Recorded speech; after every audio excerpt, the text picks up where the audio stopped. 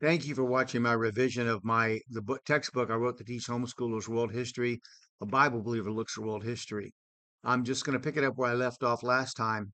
Now, the king, this is ancient Greece. The king equips his people with weapons, leads them in war, and more importantly, is the high priest of all religion. Here in Greece, as in Rome, Persia, Babylon, Assyria, and Egypt, the supreme leader has a supreme religious function as well. Church and state are very rarely, if ever, separate in history. The United States is one of those unique experiments where religion was not meant to be upheld or religious dogma enforced by the political leadership. Otherwise, as in so many countries throughout history, there would be an official religion and all others would practice, if at all, at the mercy of the state religion. Now, according to Dorian, the Dorian invasion began around 1100 BC, coming from the north to end the Age of Heroes. They were herders and hunters who depended on cattle for their livelihood and were therefore semi-barbaric by settled agrarian and farming community standards. They brought the Hallstatt iron culture to Greece, named after a town in Austria where Europeans were thought to have started using iron.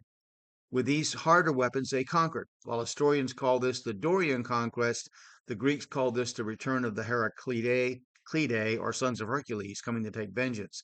The Greek poet Hesiod referred to this age of disorder and political chaos of an interruption in the so-called progress of Greece as the age of iron.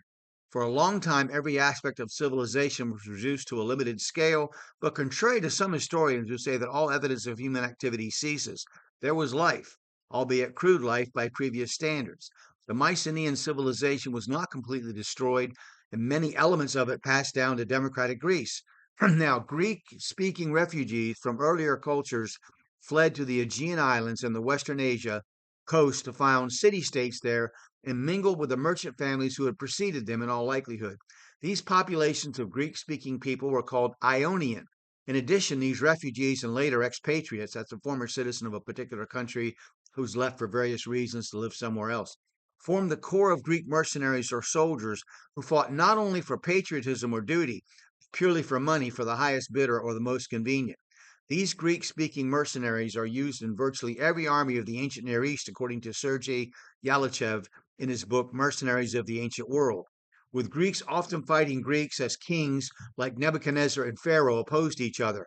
Every ancient army and many more recent ones had contingents of mercenaries, often from the countries with which the employer was at war. For instance, Persia hired a great many Greeks to help them in their failed attempt to conquer Greece.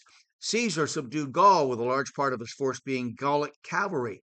And Hitler even used Bosnian Muslim SS volunteers and Croatian Catholic paramilitary to slaughter Serbians during the Serbian Holocaust of World War II, although the latter might not be considered technically to be mercenaries. In reverse sense, the Greeks had ample opportunity to learn about the stories of the Bible and to create their myths by manipulating these stories for political purposes due to the influx of Jewish children sold as slaves to them by a clear reading of Joel 3:6, taking place at least from the 8th century BC. Greek mercenaries would have introduced many Greek words and cultural practices into the countries in which they offered their services as well. So now we're going to talk next about Afrocentrism and Greek culture in Africa. So don't forget that's going to be important. So we'll stop there, and I hope you enjoy this. Please click like and feel free to make comments. Thank you.